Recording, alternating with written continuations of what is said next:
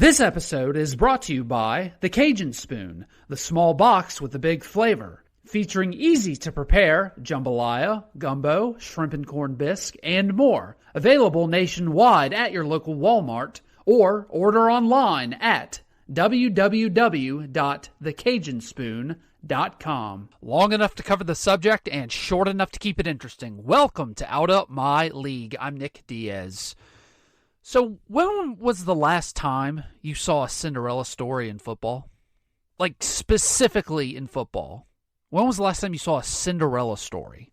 I mean, we see that all the time in, like, say, baseball. We saw it this past year with the Braves finally winning after 25 years.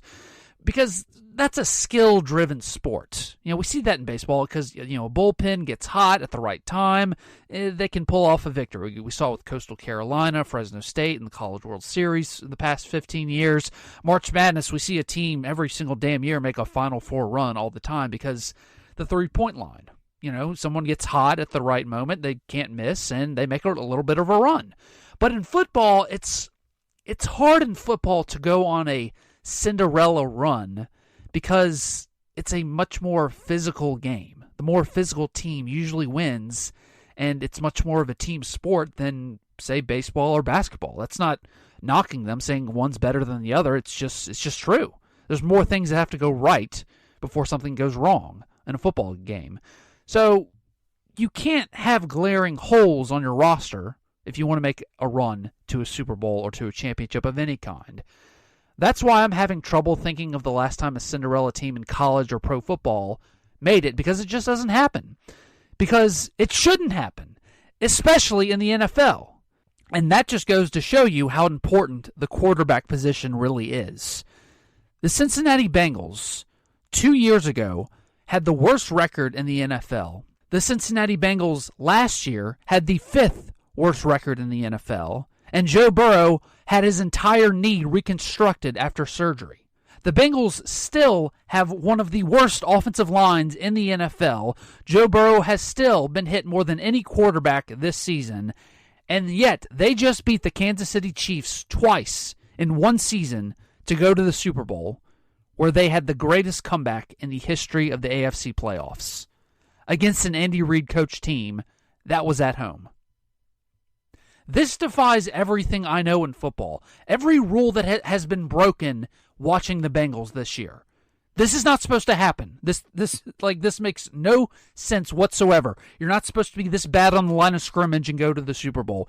You're not supposed to have this big of a mismatch in coaching. You're not supposed to beat a team this good twice in one season. Especially a team that is, without question, a more talented quarterback and a more talented roster and a more experienced roster than you do.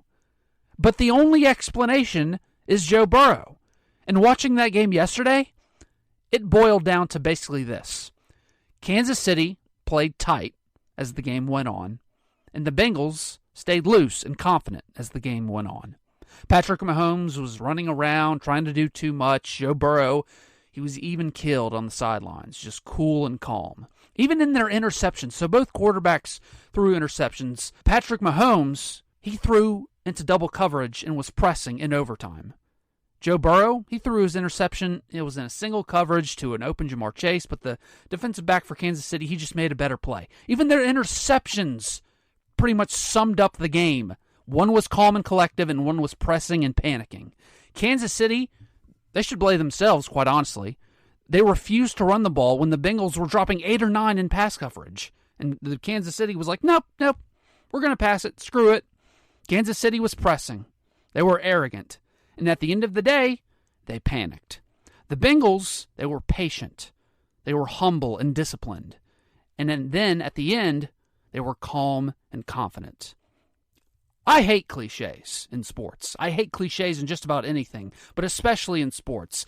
But the cliche is the only explanation I have right now, is that Joe Burrow, he just willed his team to victory through his leadership, through his swagger, through his confidence. I just threw up a little bit in my mouth when I hear people say, well, you know, they're just a team of destiny.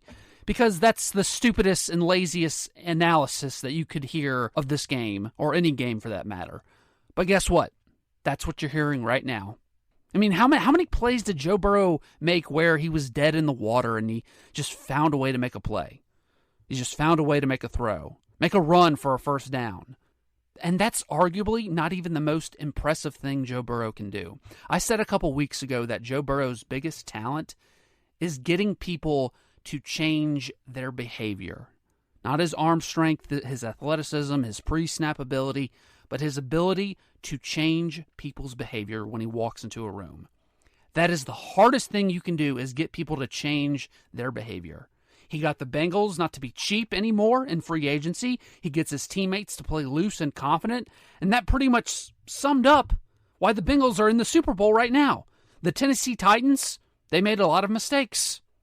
Ryan Tannehill made a lot of key mistakes in key situations. The Kansas City Chiefs made a lot of mistakes down the stretch in key situations. And the cool and confident Bengals didn't. Plain and simple. Now, which brings us to the Super Bowl against the Rams. How do the Bengals on paper and Joe Burrow, how do they match up with the Rams? On paper, not great. Not great. I mean, that we can talk about that defensive line, and look, we've been doubting the Bengals offensive line all season long, and as we should have. But one thing that I will tell you is that's the same thing that we said against the Titans. That's the same thing we said against the Chiefs. But all of those teams made mistakes when the game mattered most, right? We've established that. But one thing to keep in mind going into this Super Bowl, the Rams, they're the mistake-prone offense, especially Matthew Stafford, who even in a win in the NFC title game still showed he was mistake-prone.